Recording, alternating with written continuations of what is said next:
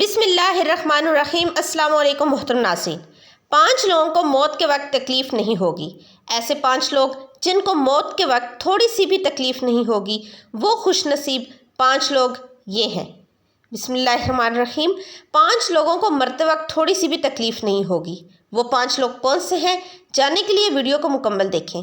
نزاع کے وقت مسلمانوں کو جو تکلیف ہوتی ہے اس پر اللہ رب العزت کی جانب سے نیکیاں عطا کی جاتی ہیں، جیسا کہ سنن ابن ماجہ میں روایت ہے کہ حضرت عائشہ رضی اللہ عنہا سے مروی ہے، رسول اللہ صلی اللہ علیہ وسلم ان کے پاس تشریف لائے، اس حال میں کہ ان کے پاس ان کا کوئی قریبی رشتہ دار موت کی سختی میں مبتلا تھا۔ رسول اکرم صلی اللہ علیہ وسلم نے مشاہدہ فرما کر حضرت عائشہ رضی اللہ عنہا سے فرمایا، اپنے رشتہ دار پر غمگین نہ ہو، اس لیے کہ یہ اس کی نیکیاں ہیں۔ نیز حضرت عائشہ رضی اللہ عنہا سے ہی اس مضمون کی روایت ہے کہ جب سے رسول اللہ صلی اللہ علیہ وسلم کی وفات کی تکلیف میں نے دیکھی، اب میں کسی مسلمان میت کی حالت نزاع کی تکلیف کو اس کے حق میں برا نہیں سمجھتی۔ بس مذکورہ حدیث سے معلوم ہوتا ہے کہ نزاع کے وقت ہونے والی سختی مرنے والے کی بدعمالیاں ہرگز نہیں، ان کا نتیجہ نہیں ہوتی۔ مسلمان کے حق میں اس پر اجر و ثواب اور گناہوں کی معافی کی ہی امید رکھنی چاہیے۔ ناظرین، 5 عورتوں کو مرتے وقت تکلیف نہیں ہوگی۔ حضرت سیدنا عثمان غنی رضی اللہ عنہ نے فرمایا تھا، دنیا میں 5 لوگ ایسے ہیں جن کو مرتے وقت تکلیف نہیں ہوگی، ان کی روح آسانی سے نکلے گی۔ حالت نزاع میں انسان کی آدھی روح اندر ہوتی ہے اور آدھی روح باہر ہوتی ہے، اور بندہ تکلیف میں ہوتا ہے۔ اس وقت انسان کو پیاس اتنی لگتی ہے کہ انسان یہ چاہتا ہے کہ سمندر کا پانی پی جاؤں، اور اگر بالفرض 7 سمندر کا پانی وہ پی بھی جائے پھر بھی اس کی پیاس کبھی نہیں بجھتی۔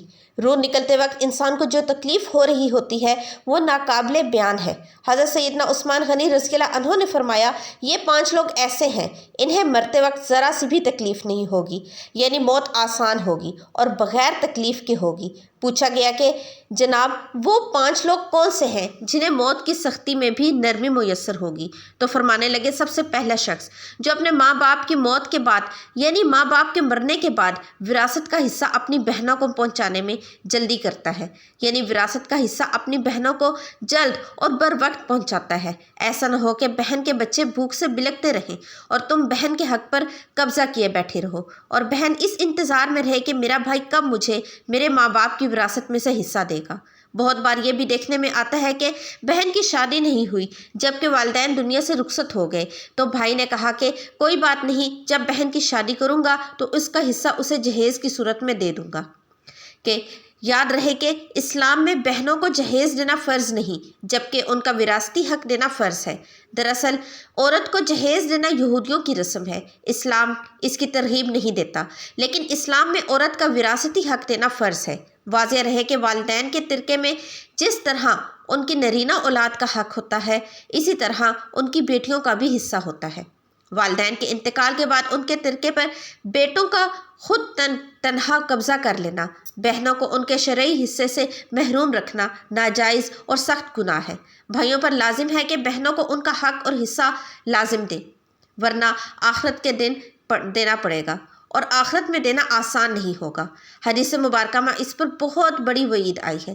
حضرت سعید بن زید رضی اللہ عنہ فرماتے ہیں کہ رسول اللہ صلی اللہ علیہ وسلم نے فرمایا، جو شخص کسی کی بالشت بھر زمین بھی از راہ ظلم لے گا، قیامت کے دن 7 زمینوں میں اتنی ہی زمین اس کے گلے میں توق کے طور پر ڈالی جائے گی۔ ایک اور حدیث مبارکہ میں ہے، حضرت انس رضی اللہ عنہ فرماتے ہیں، رسول اللہ صلی اللہ علیہ وسلم نے فرمایا، جو شخص اپنے وارث کی میراث کاٹے گا، یعنی اس کا حصہ نہیں دے گا، تو اللہ تعالیٰ قیامت کے دن اس کی جنت کی میراث کاٹ لے گا۔ یاد رہے، جہیز کی رسم اسلام کی رسم نہیں بلکہ یہودیوں کی رسم ہے، اور اس سے بہت بڑا نقصان ہے کہ جس طرح یہودیوں کی عورت کو بغیر جہیز کے کوئی شخص قبول نہیں کرتا، اسی طرح آج اسلام میں بھی عورتوں کی شادیوں میں سب سے بڑی رکاوٹ جہیز ہے۔ غریب آدمی کی بیٹی بیٹھی بیٹھی بوڑھی ہو گئی ہے اور جہیز کا کوئی بندوبست نہ ہو سکا۔ اس طرح اگر کوئی شخص یہ کہے کہ میں بہن کا وراثتی حصہ تو نہیں دے سکتا، البتہ جب اس کی شادی کا وقت ہوگا تو جہیز دے دوں گا، لہٰذا فرمایا گیا کہ بہنوں کو بر وقت حصہ دینے والے کی روح موت کے وقت آسانی سے نکلتی ہے۔ ایک عورت کا بھائی جب فوت ہوا تو اس عورت نے بہت اصرار کیا، مجھے بھی قبرستان میں لے چلو۔ میں اپنے بھائی کی قبر پر جانا چاہتی ہوں۔ خیر اس کے اصرار کو قبول کیا گیا اور اسے قبرستان میں لے جایا گیا جہاں اس کے بھائی کی قبر تھی۔ اس نے دیکھتے ہی دیکھتے میت کو قبر میں اتارا گیا اور اس کے بھائی کو مٹی کے سپرد خاک کر دیا۔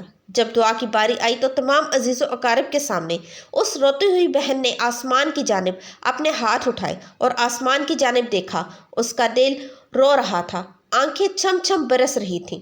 اس نے ایک ایسی دعا کی کہ لوگوں کے مردہ ضمیر کو جگا دیا۔ روتی ہوئی بہن نے آسمان کی جانب دیکھ کر فریاد کی کہ اے میرے مالک، اے انصاف کرنے والے، آج میرا بھی انصاف کر دے۔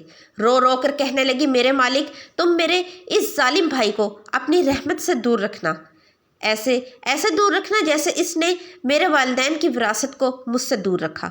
میرے بچے بھوک سے بلکتے رہے لیکن اس ظالم کو میرے بچوں پر ذرا بھی ترس نہ آیا۔ میں اپنے بچوں کو حرام جانور کا گوشت کھلانے پر مجبور ہوئی۔ میرے بچوں نے بڑی ہی غربت کی زندگی گزاری جبکہ میرے اس ظالم بھائی کو کبھی بھی حیا نہ آئی، کبھی رحم نہ آیا۔ اس نے اپنی بہنوں کی وراثت کا حصہ رکھ لیا۔ میرے مالک تو آج انصاف کر دے اور جس طرح اس نے میری وراثت کا حق مجھ سے دور رکھا اس طرح تو اسے اپنی رحمت سے دور رکھنا۔ ناظرین، صرف ایک لمحے کے لیے دل پر ہاتھ رکھ کر یہ سوچیں، جب تم اپنی بہنوں کو ان کی وراثت کا حصہ ادا نہیں کرو گی تو کیا تمہاری بہنیں تمہارے لیے مغفرت کی دعا کریں گی یا جہنم کی دعا کریں گی؟ بہن کے لیے ظالم بن کر مرو گے یا مظلوم بن کر؟ ناظرین، بہن کا حق کھانا ایسا ہے جیسے خنزیر کا گوشت کھانا۔ دوسرا وہ شخص جس کی روح مرتے وقت بڑی ہی آسانی سے نکلے گی، فرمایا کثرت سے صدقہ کرنے والا شخص، یعنی ایسا شخص جو اللہ اور رسول صلی اللہ علیہ وسلم کی رضا کے لیے اپنے مال اور دولت میں سے یوں صدقہ کرتا ہے جب وہ اپنے ایک ہاتھ سے کسی کو دیتا ہے تو دوسرے ہاتھ کو پتہ بھی نہ چلے، یعنی دوسرا انسان وہ ہے جو کثرت سے صدقہ کرے گا تو اس کی موت کے وقت اس کی روح بہت آسانی سے نکلے گی اور جان کنی کا عمل اس کے لیے تکلیف دہ نہیں ہوگا۔ نمبر 3، ایسا انسان جو اپنی فیملی سے اچھا سلوک کرنے والا ہو، یعنی اپنے ماں باپ، بیوی بچوں اور بہن بھائیوں سے نرم دلی کا رویہ رکھنے والا ہو۔ بہن بھائیوں سے نرم دلی کا رویہ رکھنے والا، اپنے بیوی بچوں سے پیار کرنے والا، حلال کا لقمہ کھلانے والا، اپنے بیوی بچوں کی کفالت کرنے والا۔ بزرگان دین فرماتے ہیں کہ جب رزق تنگ ہونے لگے تو دسترخوان کو وسیع کر لیا کرو، یعنی اپنے بیوی بچوں پر خرچ کرنا بھی صدقہ ہے، انہیں کھلانا پلانا بھی صدقہ ہے۔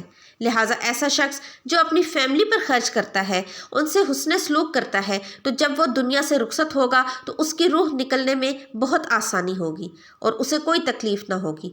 اسی طرح حضرت عثمان غنی رضی اللہ عنہ نے فرمایا، جو شخص یہ سوچ کر نماز ادا کرتا ہے کہ جو نماز وہ ادا کر رہا ہے وہ میرے نبی صلی اللہ علیہ وسلم کی آنکھوں کی ٹھنڈک ہے، نماز دین کا ستون ہے، نماز مومن کی معراج ہے، اسلام اور کفر میں تفریق ہے، تو 5 وقت کا نمازی موت کے وقت کسی قسم کی سختی میں مبتلا نہ ہوگا۔ پھر فرمایا، 5واں وہ شخص جو قرآن کی تلاوت کرے اور خود بھی قرآن پڑھتا ہو اور دوسروں کو بھی قرآن سکھاتا ہو۔ پھر فرمایا، راتوں کی تنہائیوں میں اٹھ اٹھ کر قرآن پڑھا کرو اور قرآن پڑھتے وقت رویا کرو۔ فرمایا کہ اگر رونا بھی نہ آئے تو رونے کی کوشش کر لیا کرو۔ حضرت علی حجویری گنج بخش رضی اللہ عنہ سے کسی نے پوچھا کہ حضرت اگر رونے کی کوشش بھی کرے پھر بھی رونا نہ آئے تو پھر کیا کرے؟ تو فرمایا، پھر اپنے مقدر پر رویا کرو۔ کیا تم اتنے سنگ دل ہو گئے ہو کہ تمہاری آنکھوں میں آنسو ہی نہ آئیں؟ حضرت عائشہ صدیقہ رضی اللہ عنہ کہتی ہیں کہ جب سے انہوں نے اللہ کے رسول صلی اللہ علیہ وسلم کو موت کے وقت درپیش سختی کا منظر دیکھا، تب سے کسی کی آسان موت پر خوش نہیں ہوتی اور آسان موت نصیب ہونے کی تمنا بھی نہیں کرتی، کیونکہ وہ جان چکی تھیں کہ نہ تو موت کی سختی کسی کے برے انجام کی دلیل ہے اور نہ آسان موت کوئی عزت افزائی کی بات ہے۔ اگر سچ مچ ایسا ہوتا تو اللہ کے رسول صلی اللہ علیہ وسلم کو آسان سے آسان تر موت نصیب ہوتی۔ یہی وجہ ہے کہ نہ وہ موت کی سختی کو ناپسند کرتی ہیں، نہ ہی کسی آسان موت پر خوش ہوتی ہیں۔ موت کی سختی کے بارے میں حضرت عائشہ رضی اللہ عنہ سے روایت ہے، آپ رضی اللہ عنہ فرماتی ہیں کہ میں نے رسول اللہ صلی اللہ علیہ وسلم کو حالت نظام میں دیکھا۔ آپ کے پاس پانی کا ایک پیالہ رکھا ہوا تھا، آپ اس میں ہاتھ داخل کرتے اور پھر اپنے چہرے پر پھیر لیتے اور فرماتے کہ یا اللہ، موت کی سختی میں میری مدد فرما۔ مختلف احادیث مبارکہ سے معلوم ہوتا ہے کہ مومن کی روح بہت آسانی سے نکلتی ہے اور روح کے نکلتے ہی اس کے لیے خوشخبریاں شروع ہو جاتی ہیں، جبکہ کافر کے بارے میں آتا ہے کہ اس کی روح انتہائی سختی سے قبض کی جاتی ہے اور اس وقت ہی اس کے برے اعمال کا احوال شروع ہو جاتا ہے۔ البتہ متعدد احادیث مبارکہ میں مذکور ہے کہ اللہ تعالیٰ نے موت کے اندر ایک ایسی شدت اور سختی رکھی ہے کہ اس کا احساس دنیا سے جانے والے ہر شخص کو ہوتا ہے، خواہ وہ نیک مسلمان ہو یا بد ہو یا کافر ہو۔ لیکن مومن پر جو تکلیف آتی ہے وہ اس کے گناہوں کی معافی اور درجات کی بلندی کے لیے ہوتی ہے، جبکہ کافر پر جو تکلیف آتی ہے وہ اس کی بدعمالیوں کی سزا کے طور پر آتی ہے۔ چنانچہ ایک حدیث میں آتا ہے کہ مومن گناہ کرتا ہے، اس وجہ سے اس پر موت کی سختی کی جاتی ہے تاکہ اس کے گناہوں کا کفارہ ہو، اور کافر بھی نیکی کے کام کرتا ہے تو اس پر اس وقت کچھ آسانی کر دی جاتی ہے تاکہ اس کے اچھے کاموں کا بدلہ ہو۔ اس حدیث سے یہ بات معلوم ہوتی ہے کہ ہر شخص کی موت اس کے دنیا میں کیے گئے اچھے اور برے اعمال کے مطابق ہوتی ہے۔ تاہم علماء کرام اور محدثین نے یہ لکھا ہے کہ مومن کو جو بھی تکلیف ہوتی ہے، خواہ وہ تکلیف اس کے گناہوں کی بخشش کے لیے ہو یا اس کے درجات کی بلندی کے لیے ہو، وہ حالت نظام عین روح نکلتے وقت سے پہلے ہوتی ہے، اور جب اس کی روح نکل رہی ہوتی ہے تو اس وقت اللہ تعالیٰ اس کی تمام تکالیف کو دور فرما کر سہولت اور آسانی سے روح قبض کر لیتے ہیں اور آنے والے مراحل بھی آسان فرما دیتے ہیں۔ واللہ عالم۔ اللہ پاک سے دعا ہے کہ اللہ پاک ہم سب مسلمانوں کی موت کے وقت کی سختیوں کو دور فرما کر ہمارا خاتمہ ایمان پر نصیب فرمائے، آمین۔ ناظرین، کامنٹ سیکشن میں اللہ کے 99 ناموں میں سے ایک نام ضرور ٹائپ کیجیے گا۔ ویڈیو کو لائک اور چینل کو سبسکرائب کر کے جائیے گا۔ اللہ حافظ۔